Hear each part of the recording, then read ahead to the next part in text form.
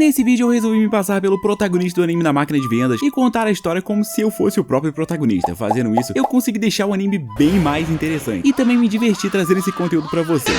Caso vocês não curtam, aí basta deixar o dislike. Outra coisa, atualmente eu lancei uma casa nova. Agora eu devo poder gravar alguns vídeos aí com meu rosto, tipo aqueles vídeos que eu fazia antigamente com a minha waifu e tal. E caso vocês queiram ver aí um Mulher do Batman Responde ou então um Batman Responde depois de 4 anos sem aparecer, basta perguntar alguma coisa pra gente responder em um vídeo aí. Lembrando que eu só vou responder as perguntas de quem comentar #BatGirl e lançar uma pergunta aí logo em seguida. Agora eu vou parar de enrolar, né? E vou começar logo com esse vídeo. Encarnado como uma máquina de vendas, eu agora exploro masmorras. Certo dia eu estava dando meus drifts aleatórios de moto, quando do nada eu vi uma máquina de vendas se desprendendo de um carro na minha frente. Obviamente, como todo ser humano com 253 pontos de QI, eu tentei salvar a linda máquina de vendas, mas infelizmente eu acabei morrendo junto da inocente máquina. Tudo isso por conta do motorista que aprendeu mal. Eu, obviamente, estava fazendo meu trabalho como um simples humano, tentando salvar a máquina cheia de delícias, mas eu falhei. Após cair de um penhasco, meus olhos fecharam, mas logo que eu os abri, eu vi que estava vivo. Nesse momento, eu, um completo maníaco por máquinas de vendas, rapidamente percebi que a minha voz e o meu corpo eram literalmente de uma máquina de vendas. Qualquer pessoa ficaria insatisfeita com essa situação, mas eu, na verdade, estou muito feliz. Só que não, né? Se fosse somente por um dia, tudo bem, pois eu amo máquinas de vendas, mas ficar assim pra sempre vai ser horrível, pois sendo uma máquina de vendas, eu não posso me mover, e dependendo do mundo em que eu estou, talvez eu enferruje no mesmo lugar para sempre. Vai ser muito triste. Para piorar tudo, eu só consigo falar frases básicas que uma máquina de vendas fala no Japão. Obrigado, não há de quê, vai pra merda. Felizmente, as máquinas do meu país são equipadas com esse tipo de tecnologia. Senão, eu não iria conseguir nem mesmo falar, igual as máquinas aí que vocês têm no Brasil. Já viu alguma máquina falando no Brasil? Aposto que não. E agora, por incrível que pareça, eu estou funcionando mesmo sem estar conectado em uma tomada. E de acordo com uma voz robótica na minha mente, eu posso usar alguns pontos que eu ganho para me reabastecer. Na real, eu posso até mesmo usar os meus pontos para mudar o tipo de item que eu vendo dentro de mim. E o único ponto negativo em mim mesmo é que eu preciso gastar pontos para me manter ativo. Então, com os pontos que eu tenho, eu só devo conseguir me manter vivo por um mês. Agora, o que eu me pergunto é, nesse lugar onde eu estou, será que vai aparecer algum cliente? Alguém vai comprar minhas coisas? E após eu pensar nisso, um dia se passou e ninguém apareceu. E eu fiquei sozinho até que do nada, um sapo segurando um porrete apareceu. Seria esse o meu primeiro cliente? Infelizmente, o sapo não estava entendendo o quão grandioso eu era. Então, eu me comuniquei com ele. E isso fez o bicho fugir de mim. E logo em seguida, ele voltou para começar a me atacar. Nesse momento, a voz dentro de mim me avisou que se eu for destruído, eu irei parar de funcionar. E para piorar tudo, o sapo imundo chamou seus amigos para o ajudarem a me destruir. Sem saber o que fazer, eu pedi ajuda para a voz robótica feminina na minha mente. E ela mostrou uma lista de coisas que eu poderia adquirir gastando os meus pontos. No meio de todas essas opções, eu encontrei a bênção. E de acordo com a voz na minha mente, isso foi dado a mim por Deus. Por isso eu posso usá-la sem gastar nenhum ponto. Após a escolher, mais uma lista de opções apareceu na minha mente, me dando a possibilidade de até mesmo lutar usando uma espada. Daí eu me pergunto, como que uma máquina de vendas vai usar uma espada? Eu acho que isso é meio que impossível, né? Então, no meio de todas as opções, a mais útil de todas para mim foi a magia de barreira. Usando ela, eu consegui afastar os sapos e me manter vivo. Mesmo usando a barreira, os sapos continuaram a me atacar e os meus pontos continuaram a cair. Vou morrer, foi isso que eu pensei. Ao fim do dia, os sapos desistiram e eu tive que gastar os meus preciosos pontos para continuar sendo uma máquina de vendas bonitinha. E depois de alguns dias, quando eu já tinha certeza que eu iria morrer ali mesmo, uma garota apareceu procurando os sapos para caçar. E pelo que eu entendi, ela é uma caçadora e está morrendo de fome. E ao olhar para mim, ela veio na curiosidade de ver que tipo de monumento eu era. Então eu aproveitei a oportunidade para dar em cima dela, quero dizer, para tentar ganhar alguns pontos. Eu pedi para a garota colocar uma moeda, mas pelo visto, a moeda dela não é aceita no meu sistema. Felizmente, a voz feminina de robô na minha mente me deu a opção de mudar o tipo de pagamento que eu recebo. E após fazer isso, a garota na minha frente passou a entender quanto ela precisa gastar para obter algo de mim. Então ela colocou uma moeda de prata e me pediu uma sopa. E eu fui lá e dei minha sopa favorita para ela, a de camarão com polvo. Uma delícia essa sopa. E na hora de pegar a sopa, a garota fica com medo aí de ter a sua mão engolida. Felizmente, ela estava com fome o bastante aí para superar os seus medos. E após ela pegar a sopa quentinha e botar para dentro, ela ficou toda feliz, dizendo que nunca comeu algo tão gostoso nesse mundo, sendo que era sopa de